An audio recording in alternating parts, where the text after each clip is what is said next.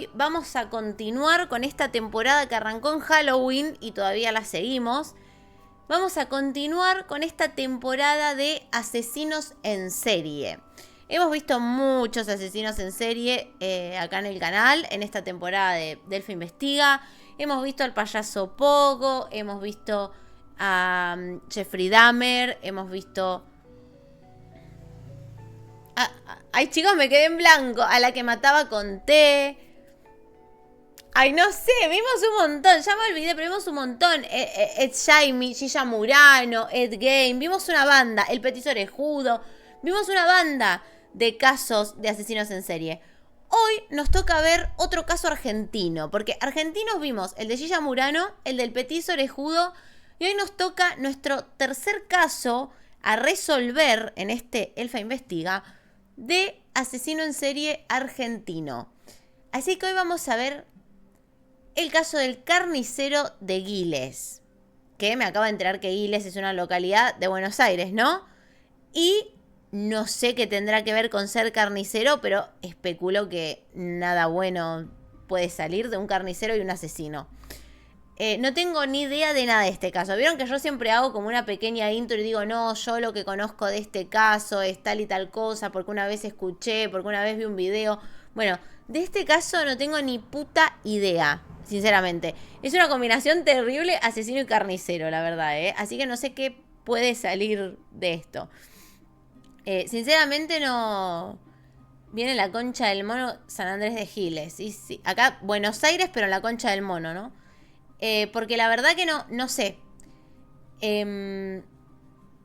No, la verdad no conozco nada. Estoy pensando, pero la verdad que no conozco nada del caso este del carnicero de Giles. Así que vamos a ver el video y vamos a ver qué nos cuenta Damián Cook sobre esto. Porque hoy tenemos video de Damián Cook. Historias innecesarias, el carnicero de Giles, Luis Fernando Iribarren. Cuando Luis Fernando Iribarren comenzó a cursar la carrera de periodismo en la Universidad Nacional de La Plata, lo único que llamaba la atención de él era que tenía más edad que el promedio de los estudiantes. Pero no era algo extraño, considerando que ese hombre de casi 60 años ya estaba recibido de abogado. Lo que nadie sabía era que aquel título lo había obtenido en la cárcel, donde purgaba una condena desde hace casi 3 décadas. Sus compañeros tampoco conocían el motivo de que llevara tantos años preso, pero lo descubrirían el 29 de agosto de 2024, cuando Luis salió de la unidad 26 del penal de Olmos para cursar unas materias y no regresó. En ese momento se activó un protocolo pocas veces visto y la noticia explotó al instante. El carnicero de Giles se había fugado. Un hombre aparentemente normal,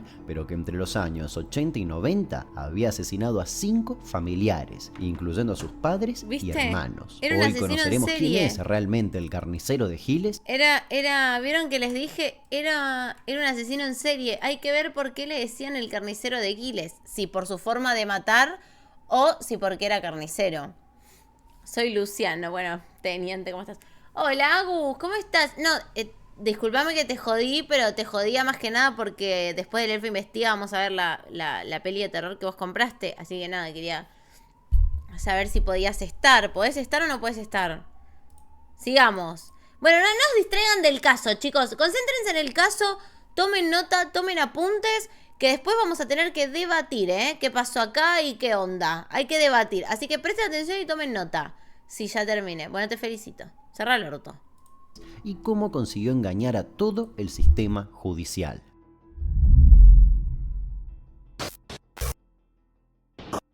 Los Iribarren vivieron desde siempre en las inmediaciones de San Andrés de Giles y no tenían problemas con nadie. A mediados de los 80 llevaban una vida apacible en un campo que parecía proveerles todo lo necesario para subsistir sin mayores problemas. Luis Fernando, nacido en 1965, era el mayor de 3 hermanos, y todos lo describían como un chico tranquilo, quizás algo introvertido, pero absolutamente normal. A veces jugaba la pelota con otros de su edad y parecía tener una buena relación con sus hermanos. Marcelo, de 15 años, y María Cecilia, de 9. Los padres eran un matrimonio trabajador. Marta, su madre, era directora en una escuela rural y su marido, Luis Juan Iribarren, Apuntes. trabajaba en el campo. La relación entre Luis y su padre se Hermanos. deterioraba cada día más. Las Se llevaban discusiones bien. eran frecuentes y el detonante solía ser el campo. Según se especuló después, Luis quería que su hijo lo ayudara en las tareas rurales, pero el joven tenía otras ambiciones. Parecía soñar con una vida fuera de San Andrés de Giles, realizando actividades que poco tenían que ver con el cuidado de los animales de granja. Para 1986, Luis Fernando comenzó a sentir que las peleas se tornaban insoportables y que su padre ya no era el único en su contra. Según él, todo su núcleo familiar lo miraba con desdén y comenzaba a hablar a sus espaldas, a complotar en su contra. Luis empezó a sentirse aislado del Medio resto, aparato, y ¿no? ya para mitad de ese año ni siquiera cenaba con sus padres y hermanos. Se iba a otro sector de la casa, solo con su plato. Y de un día para el otro, las cosas cambiaron también para sus vecinos. La familia dejó de frecuentar los lugares habituales y solo se veía muy de vez en cuando a Luis Fernando caminando solo. Quienes notaron la ausencia de sus los mató a padres y todos. hermanos le preguntaron rápidamente si se habían ido de viaje. Luis les explicaba que sí, que habían tenido que irse rápidamente a Paraguay porque su papá había contraído una deuda de juego imposible de pagar. La historia resultaba sorprendente, pero nadie sospechó y nadie siguió preguntando. Luis Fernando Iribarren, ahora solo, no vivió mucho tiempo más en aquel campo. Pasó una temporada en la ciudad de Buenos Aires e incluso conoció a una mujer con la que tuvo 2 hijos mellizos. Al poco tiempo se separaron e Iribarren nunca ejerció como padre. No se conocieron detalles del motivo de la separación ni si su entonces pareja intuía que él ocultaba algún secreto. Lo cierto es que en cuanto pudo, Luis regresó a San Andrés de Giles y se mudó a la casa de una tía, que se convertiría en su vínculo afectivo más fuerte. La mujer, llamada Alcira, era una docente recientemente jubilada que lamentablemente se había enterado que sufría una agresión. Necesito que Aparato venga a Discord. Aparato, vos tenés que analizar este caso conmigo, porque es campesino como vos. Vos te vas a dar cuenta de cosas de campesinos que yo no me voy a dar cuenta. Así que necesito, por favor, que analices este caso conmigo. ¿Hola? Buenas noches. ¿Cómo estás, Aparato? Bien, bien, acá estamos. ¿Qué ¿Listo tal? para analizar este caso Delphi Investiga?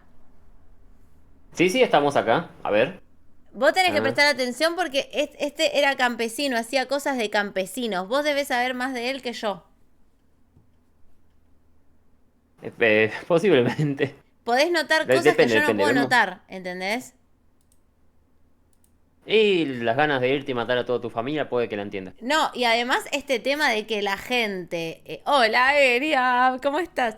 Este tema de que la gente de repente pregunte, che, ¿y tu familia? No, mi familia se fueron todos porque mi viejo tenía una deuda en el casino. Tipo, yo voy a la vecina Mirta y le digo, che, Mirta, me parece que los boleteó a todos. Deuda en el casino y se fueron todos los 5 hermanos y los padres. No sé, Mirta. Y ahí corre la bola y ya... Pero acá en el pueblo como que nadie sospecha de nada. Es muy de pueblo, me parece eso. Claro, son todos como muy inocentes. Cualquier cosa que le cuentes se lo van a Claro. creer. Yo acá, disculpame, pero a mí me decís, no, mi familia no está más por una deuda en el casino. Y yo digo, sí, claro. Y me retiro lentamente corriendo a llamar a la policía. Que vayan a investigar, porque es una pinta de asesino. Mira, yo si querés no digo nada, pero no me mates, por favor. Se fueron de viaje para siempre, claro. ¿Y tu familia que no volvió? Claro. Mauro, Igual ¿cómo es raro. estás? Hola, Mauro. No es racista, Es raro son las que mañas de la gente campesina, no es que es racista. A ver, tienen otra crianza, son de diferente manera. Bueno, sigamos. Tía, que se convertiría en su vínculo afectivo más fuerte. La mujer, llamada Alcira, era una docente recientemente jubilada que lamentablemente se había enterado que sufría un agresivo cáncer. Luis se mudó con ella para, en teoría, cuidarla, en una casa ubicada en Cámpora 1568, y por varios meses efectivamente se dedicó enteramente a asistirla. Era atento, educado y servicial, y los vecinos de Alcira sintieron que aunque su estado de salud se deterioraba con rapidez, al menos tenía un familiar que se ocupara de que estuviera cómoda. Pero de repente nadie la volvió a ver. Otra vez, Luis tuvo que afrontar las preguntas de los allegados a Alcira, y No puede nuevamente explicó lo que había pasado. Su tía había sido internada, ya que el cáncer estaba haciendo estragos y necesitaba un cuidado médico mucho más intensivo. La coartada encajaba perfectamente, pero algo no terminaba de cerrar. En un pueblo chico, cada movimiento que sale de lo normal llama la atención, y en la cuadra de la casa de Alcira nadie había visto una ambulancia en los últimos días. Luis, sin embargo, aseguraba que eso era exactamente lo que había ocurrido. El 31 de agosto de 1995, varias personas que vivían cerca de la casa notaron que del fondo de la propiedad brotaba un olor nauseabundo. Uno de esos vecinos decidió llamar a la comisaría de San Andrés de Giles para alertar sobre esta situación.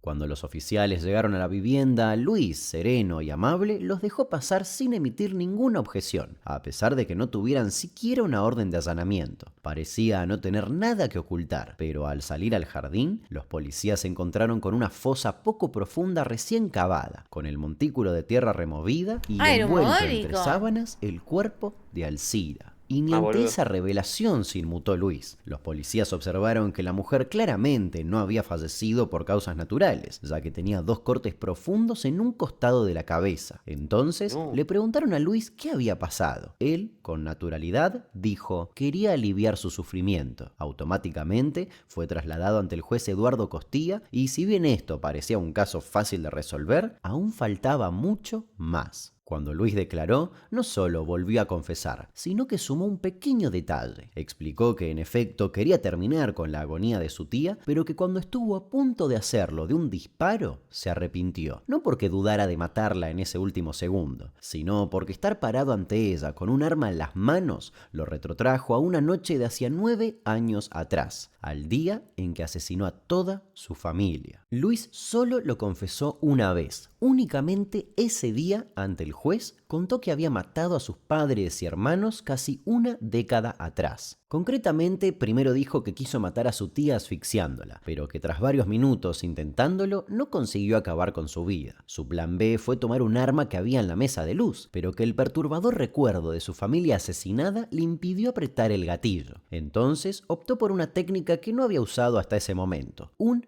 hacha. Con 2 golpes, acabó con la vida de Alcira. Cuando el juez le preguntó de qué estaba hablando respecto al recuerdo de su familia, Luis explicó que aquella historia del viaje a Paraguay era mentira. La verdad era que una noche, a mediados de 1986, Luis salió al campo a fumar y a mirar la leve llovizna luego de otra solitaria cena. Volvió a la casa aproximadamente a las 3 de la madrugada, cuando ya todos estaban durmiendo. Luis afirmó que no tenía nada planeado, pero que al encontrarse con una carabina vizcachera calibre 22 que su padre guardaba en la casa, tomó una decisión. Con el arma cargada, fue primero a la habitación de sus padres, les dio disparos certeros y, según afirmó, silenciosos. Nunca recordó si fueron 2 o 3 a cada uno. Sus hermanos no escucharon las detonaciones y no despertaron para verlo entrar, minutos después, a cada uno de sus cuartos. Luis mató primero a su hermana menor, María Cecilia. Cuando hizo lo mismo con Marcelo, su hermano de 15 y último familiar con vida dentro de la casa, algo lo perturbó, que el cuerpo del adolescente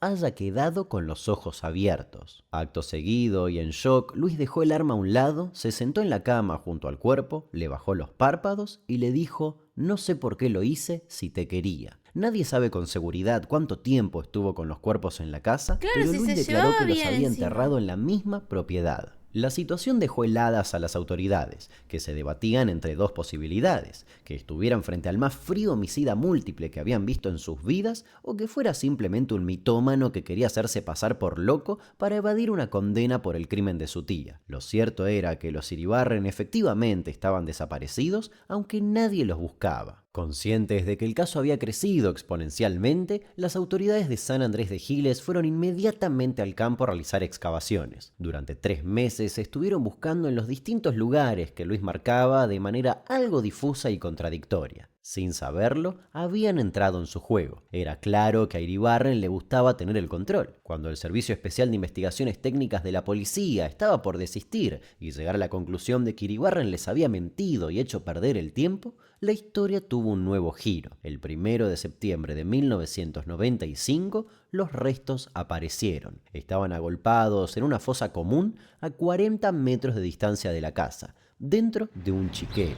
En esta casa de la avenida Cámpora al 1500 en San Andrés de Giles, Fernando Iribarren mató a su tía Alcira, último eslabón de esta masacre familiar. El homicidio que permitió descubrir el horror guardado casi durante 10 años. La señora la vi, una señora alta, flaca, tranquila, no molestaba a Argentina nadie. moment. Era una persona que estaba enferma. Estaba enferma, pero estaba haciendo la aplicación y andaba. Y la última vez que lo vieron hace un mes y pico atrás en el supermercado, pero no la vieron más.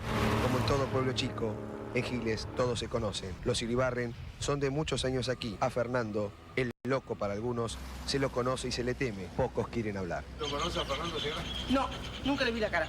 ¿A la familia tampoco la conoce? ¿No la conocía? ¿A los padres? Nada. El lugar que marcó el homicida ay, Dios, es un jaúl, Argentina. teniendo en cuenta que los cuerpos fueron enterrados hace 9 años, los trabajos se hacen muy Aparato difíciles. haría lo mismo si le preguntaran por un Restos vecino. Fragmentos No vi óseos, nada, no lo fundamentalmente un sacro de posiblemente un menor, fragmentos de cráneo también que podrían corresponder a un menor. La búsqueda paciente y tenaz dio finalmente resultados. En el apartado rincón de un campo señalado por el asesino, comenzaron a aparecer esta tarde restos óseos de las víctimas. Ya no quedan dudas de que Luis Fernando Iribarren mató en 1986 a sus padres y a sus hermanos, como lo hizo hace poco con su tía. El caso comenzó a ser noticia en todo el país. Nadie podía creer que ese joven común y corriente hubiese ocultado por tanto tiempo un crimen tan atroz y rápidamente se comenzó a hablar de su estructura mental. Para la justicia no había mucho lugar a dudas. Luis Fernando Iribarren era frío y calculador, inteligente y metódico. No estaba loco y distinguía el bien del mal. No había evidencia de ningún brote pasajero. Él era así, y la palabra psicópata empezó a aparecer en cuanta crónica periodística intentara desentrañar esta historia. Durante todo el proceso, Luis tuvo una conducta buena y nunca se mostró violento, tampoco arrepentido, pero sí cambió su relato. En un escrito, Iribarren explicó su retorcida coartada. Dijo que después de la desaparición de su familia, había trabajado como periodista freelance para un diario zonal. Según él, aprovechó eso para investigar justamente lo que había pasado con sus padres y hermanos y descubrió una banda de policías y civiles que traficaban drogas y personas. Aseguró que llegó a infiltrarse en ese grupo y a descubrir las prácticas oscuras que desarrollaban en la ciudad. En consecuencia, como venganza, lo inculparon de haber matado a su familia. Todo esto, insisto, contá la historia según que quieras. su versión. Además, dijo que la policía lo había torturado para que dijera que él era el asesino. Pero ya nadie le creyó. Y así, el 21 de agosto de 2002, fue sentenciado a reclusión perpetua y parecía que su historia había llegado al final. Pero aún faltaba mucho más. Por las siguientes décadas, nuevamente, fingió que era un hombre transparente e inofensivo y la justicia le creyó. En paralelo, en 2008, los fabulosos Cadillacs publicaron una canción inspirada en él.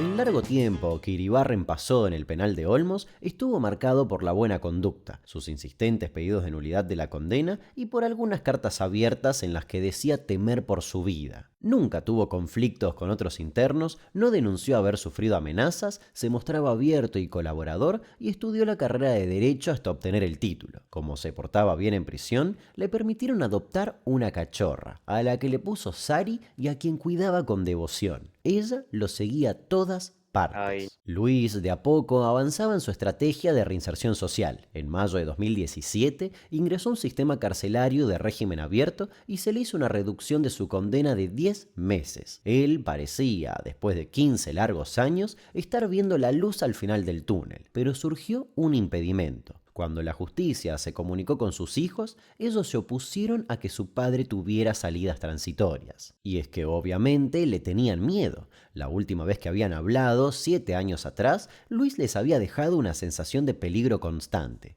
El tema de la charla fue el campo de la familia que Luis había masacrado, ya que él se negaba sistemáticamente a que lo vendieran. Los mellizos decidieron cortar todo vínculo y la posibilidad de que su padre accediera a beneficios e incluso salidas los asustaba. Finalmente, Iribarren accedió a otros beneficios, por ejemplo al acceso a redes sociales. En cuanto se empezó a popularizar TikTok, se abrió una cuenta donde es probable que de los 7.000 seguidores que ahí acumulaba, probablemente casi nadie conocía el pasado criminal de aquel ahora abogado influencer. Bueno, buen día. Cualquiera se hace famoso hace mucho que no en subí TikTok. video. Nada, acá volviendo en la Facultad de Ciencias Económicas, a rendir las materias, y por suerte en una pieza, pero por milagro, porque casi me tiró a la miércoles una motito estas de Rappi, los repartidores. Me parece a mí que las autoridades van a tener que hacer algo, porque acá en La Plata, al menos, no sé las demás ciudades, acá en La Plata estas motos andan a 2000, no respetan ninguna norma de tránsito, no respetan semáforos en rojo. A mí la que casi me atropelló fue porque se pasó un semáforo en rojo. No sé, es un descontrol. Las motos, pero más que nada las de la empresa Rappi, es un desastre. En algún momento va a pasar alguna desgracia. Le tiraba bifa a Rappi. La mayor Y él parte era de su un contenido homicida. estaba relacionado con el derecho. Hablaba sobre cuestiones legales e incluso a veces opinaba respecto a casos policiales tanto o más cruentos que los que él mismo había perpetrado. Llegó a subir un video en el que reflexionaba sobre si descuartizar a una persona era legal o no y planteaba el dilema en función a de si el desmembramiento ocurría cuando la víctima ya estaba muerta.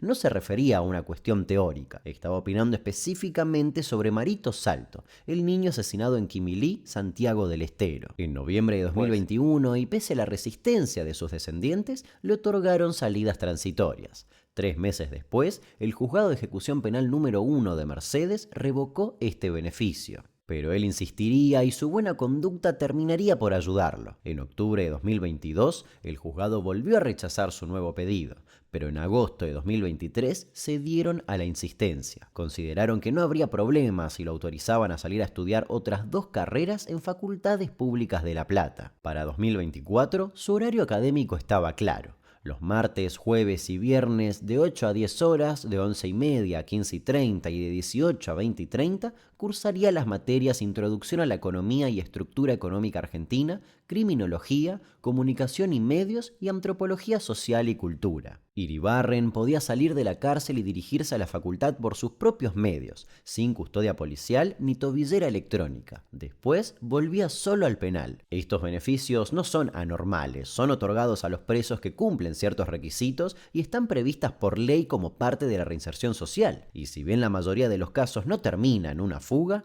hay excepciones, como este caso, y el 28 de agosto de 2024 quedó claro que nadie estaba monitoreando en tiempo real qué estaba haciendo Luis Iribarren. Ese día salió del penal a cursar acompañado por su perra, un detalle que parece no haber sorprendido a nadie. Debía estar de regreso a las 21, pero lejos de ir a la facultad, tomó otro rumbo. Cuando la justicia tomó conocimiento de que estaba prófugo, ya habían pasado varias horas y podía estar en cualquier lugar. Lo más curioso de todo esto es que tan solo un par de semanas antes de fugarse, Luis Iribarren le brindó una entrevista a David Basile para un documental en desarrollo relacionado a su caso.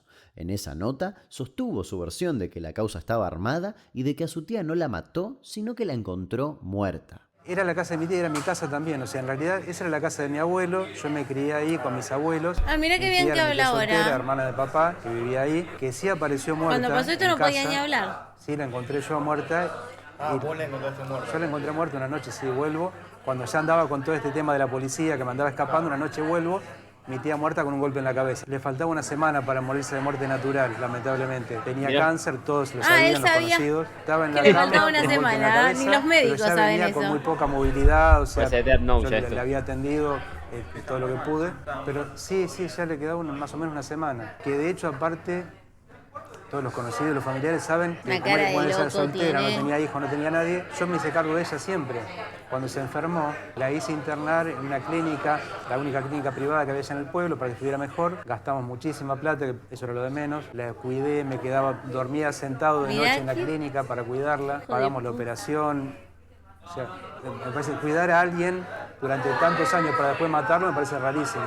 Y así como de repente, desapareció. Estuvo 10 días moviéndose por el país sin que nadie pudiera atraparlo. El dispositivo de búsqueda Más o rápidamente menos. se enfocó en su expareja y sus hijos, que en cuanto supieron que el hombre estaba prófugo, solicitaron en todos los medios custodia policial permanente. Si Iribarren ya había matado a 5 familiares, no era impensado creer que podría ir a buscarlos. Pero mientras tanto, él hacía su ruta. Primero fue en taxi al distrito bonaerense de Florencio Varela. De ahí fue al centro de la ciudad de Buenos Aires y después se trasladó a Santa Fe. En ese lugar compró Mira. una camioneta Peugeot con dinero en efectivo y comenzó a manejar rumbo al norte del país hacia Santiago Papá del vendió esa Estero. camioneta Pero no en aquella estaba época, solo. mira. En todo este recorrido lo seguía Sari, la perra. Eso lo hacía fácilmente fácilmente identificable en las cámaras que reconstruirían su escape. Si bien tenía teléfonos celulares descartables que iba desechando a medida que los utilizaba, jamás se despegaba de Sari. Mientras estaba prófugo, abrió otra cuenta paralela de TikTok en la que subía publicaciones con ella. Así, lo siguieron hasta un pueblo ubicado a 114 kilómetros de la capital santiagueña. Ahí, en Villa Atamisqui, Iribarren bajó la guardia. Alquiló una habitación y se quedó quieto en ese lugar por algunos días, saliendo lo mínimo e indispensable. Pero había una rutina que no podía esquivar: pasear a su perra. En una de esas salidas fue interceptado por un grupo de policías para informarle que quedaba nuevamente detenido. Para ese entonces ya había recorrido 1100 kilómetros. Y como en otras ocasiones, Iribarren se mantuvo tranquilo. No intentó escapar ni esgrimir ninguna explicación. Simplemente se dejó conducir por los oficiales hacia la patrulla. Esta vez no sería enviado al penal de Olmos, sino que a una cárcel de máxima seguridad. Su fuga, además está decir, abrió un debate público. ¿Qué mecanismos de control se ejercen sobre probados criminales peligrosos en la Argentina? ¿Cómo se pudo permitir que el confeso homicida de 5 personas saliera sin ningún tipo de custodia? Técnicamente, Iribarren nunca se escapó de la cárcel. No hubo violencia, no saltó ningún muro, ni siquiera salió corriendo. Simplemente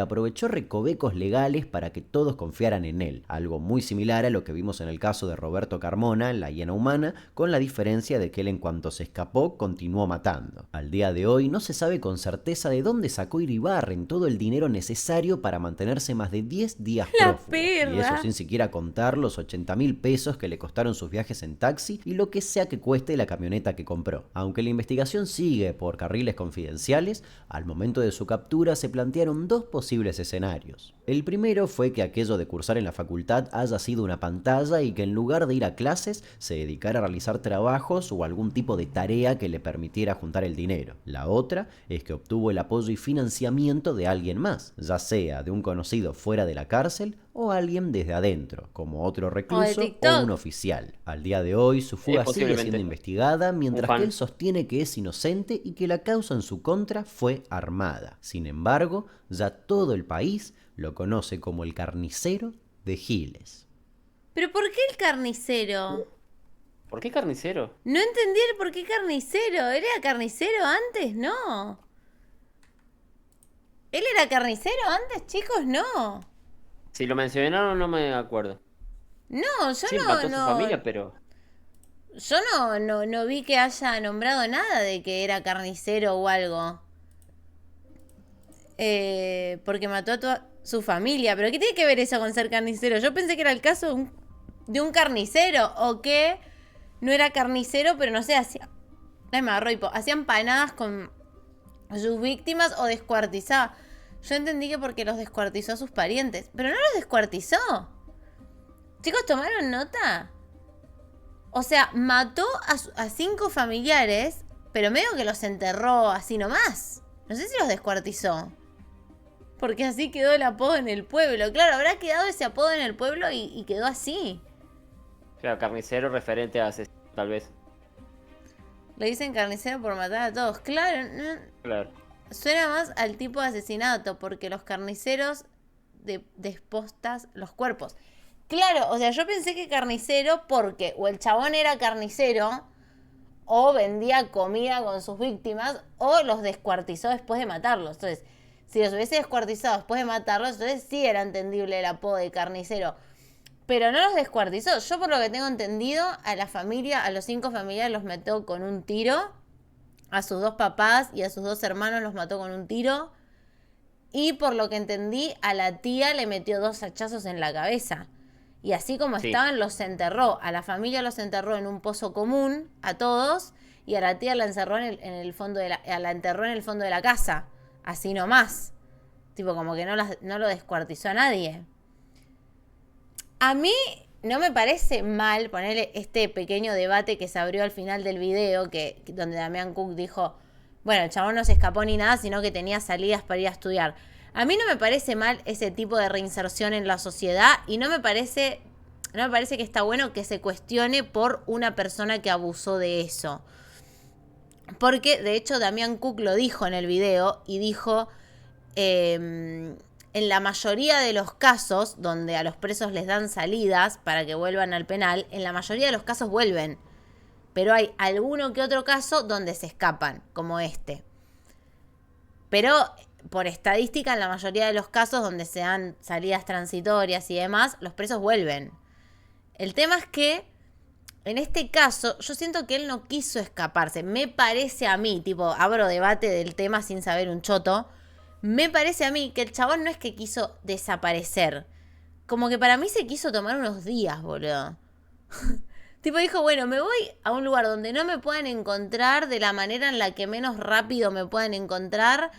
Tipo vacaciones, y en algún momento me van a encontrar y voy a volver al penal. Y si no me encuentran, bueno, mejor. Pero para mí como que no quiso irse de fuga, porque si se querría haber ido de fuga, se habría cuidado de las cámaras, no hubiese ido con la perra y hubiese ido directo a cruzar el río a Paraguay o a Bolivia o a algún otro país. No se hubiese quedado en Santiago del Estero, ¿entendés? Estuvo prófugo una banda de días, le dio tiempo a irse a algún país limítrofe. ¿Entendés? Entonces como que siento que, no sé si el chabón quiso realmente escaparse y darse de fuga. Para mí medio que dijo, bueno, yo me tomo unas vacaciones, me voy para el norte con mi perrita y cuando me encuentren volveré a la cárcel y fue. ¿Viste? Es que el sentido de la cárcel es la reinserción social, pero siguen estando condenados, tiene que haber algún dispositivo de control. Sí, yo supongo que no hay dispositivo de control en estos casos donde ya estuvo preso 20 y pico de años, por una cuestión de confianza para que la persona pueda volver a reinsertarse, como es, no sé, como que siento que debe ser algún derecho humano o algo así. También pienso que deberían tener algún dispositivo de control, principalmente para un homicida, ¿no? Como que digo, bueno, si es un chabón que robaba bancos, robaba camiones de caudales, era ladrón y cumplió su condena de 10, 15 años, cumplió su condena y tiene buena conducta y estudia carreras y quiere volver a reinsertarse en la sociedad, bueno, le dábamos salidas transitorias, no pasa nada, era un ladrón de bancos, qué sé yo.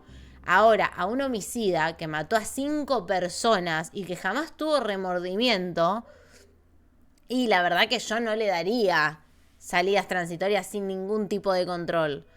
Básicamente porque es un peligro para la sociedad. A ver, los presos, ¿por qué van presos? Porque son un peligro para la sociedad. Las cárceles son lugares donde se los quiere volver a reinsertar en la sociedad, aunque en la mayoría de los casos no funcione porque está mal el sistema. Están destinadas a volver a reinsertarlos en la sociedad. Pero también están las leyes para cuidar a los ciudadanos de las personas que son peligrosas.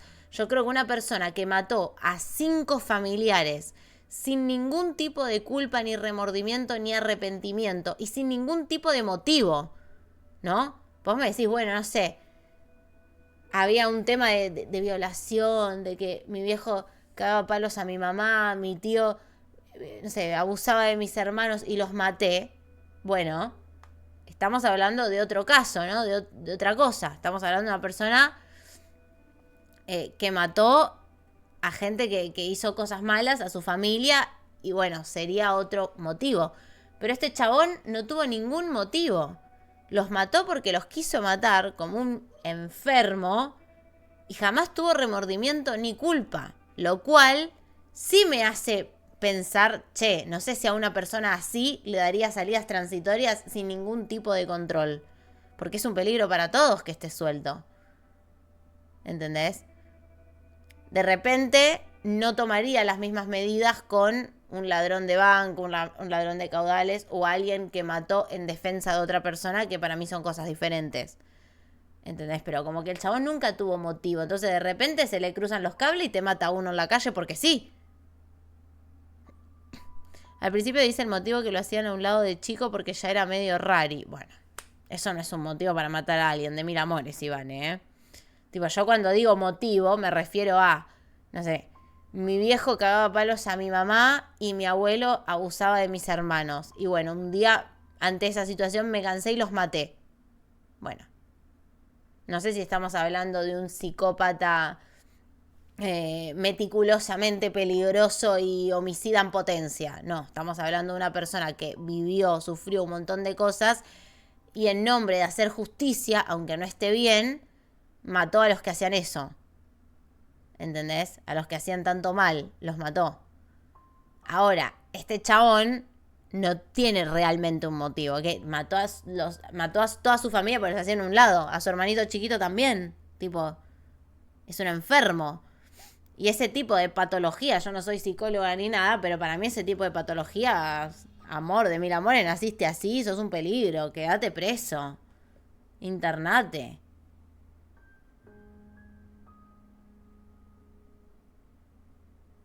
Y bueno, pero el tipo era un odiador serial contra sus familiares.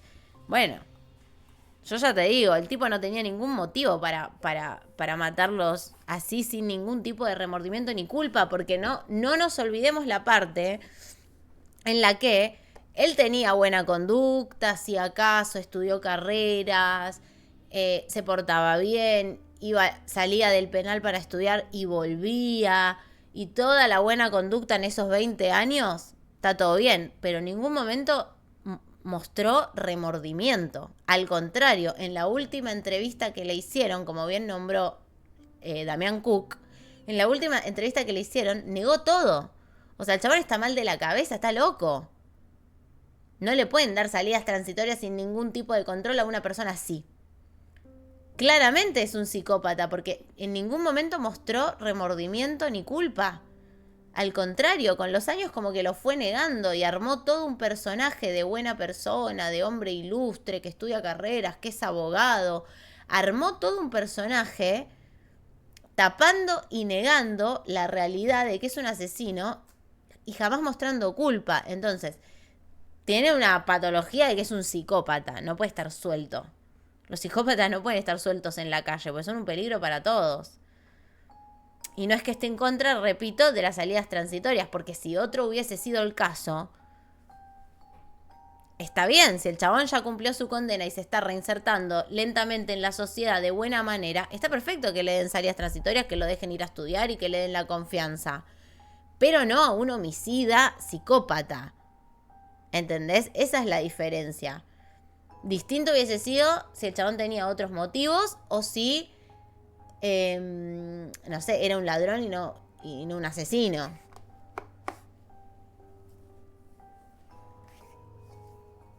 Es que nunca vamos a entender el punto en el que hace clic para hacer eso, porque si lo entendiésemos, seríamos psicópatas, básicamente, por eso no lo entendemos.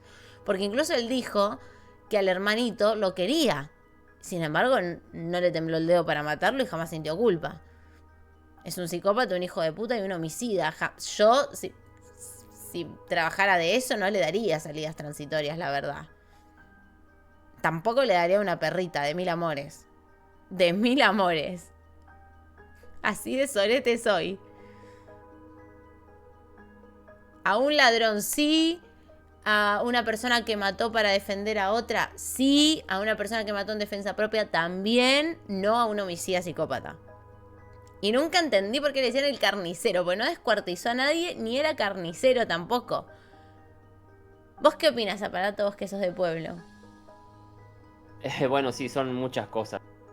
Pero no, obviamente había una patología, como decís, porque, bueno, primero mató a sus 4 familiares, eran, ¿no? Sus padres y sus dos hermanos. Sus 2 padres y sus 2 hermanos, sí. Y después mató a su tía con la que había ido a vivir. Hay un vínculo afectivo que provoca esto. Voy a suponer eso. Familicida. Y por eso los hijos tenían tanto miedo y no querían que salga. Exactamente. Capaz le decían así porque le gustaba el chori.